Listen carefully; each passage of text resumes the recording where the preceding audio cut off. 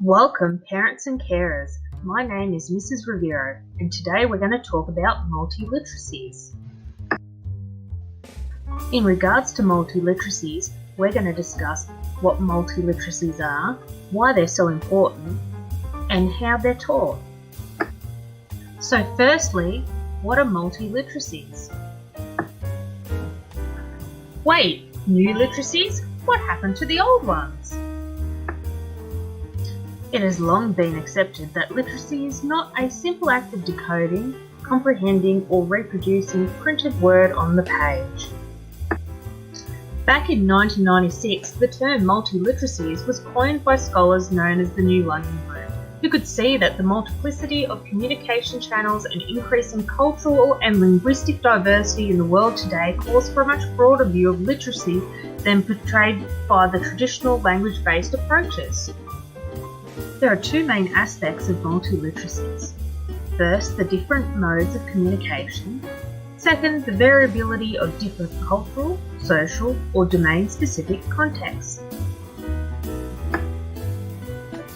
Here we can see the New London Group's 1996 conceptualisation of the different modes of meaning, including linguistic design, audio, spatial, gestural, and visual design.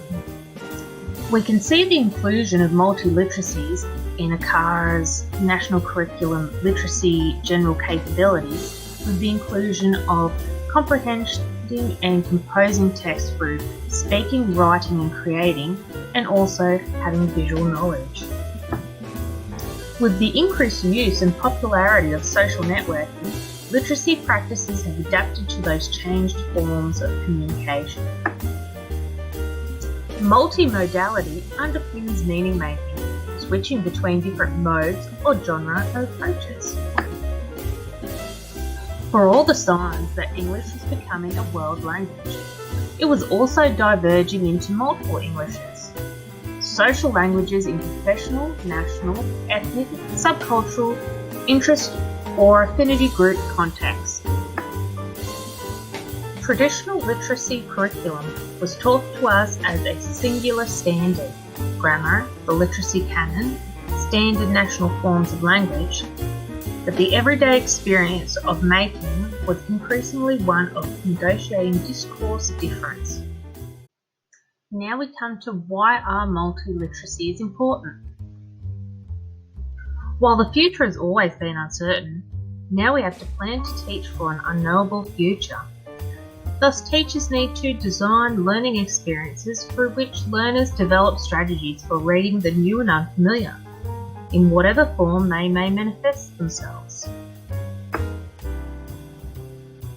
This table showing the why of multiliteracies shows our changing times for workers, citizens and persons, how we've changed our requirements from valuing conformity to diversity and self-governing. It could be argued that children are sheltered from the realities of the learning that takes place in literacy through fairy stories, phonetic and set-piece skill exercises that are designed to enhance their use of language. Teachers who apply technologies in their classrooms do more than motivate students with novelty. Multiliteracies prepare students for the realities of the technological world. More than ever, students need to identify the authenticity and the ideology of text and messages and to critically evaluate the purpose and audience that specific texts are designed for.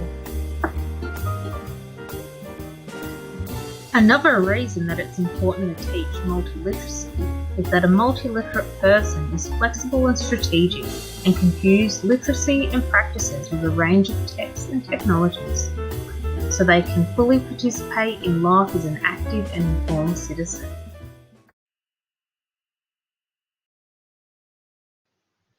Now lastly, we're going to explore how we teach multiliteracies.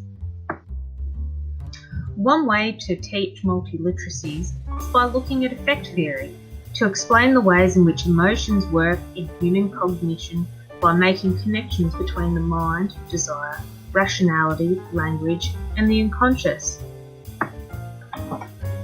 It's important to note, even when teaching multiliteracies, the basic aspects of reading, writing, language learning, grammar, spelling, and punctuation are still explicitly taught.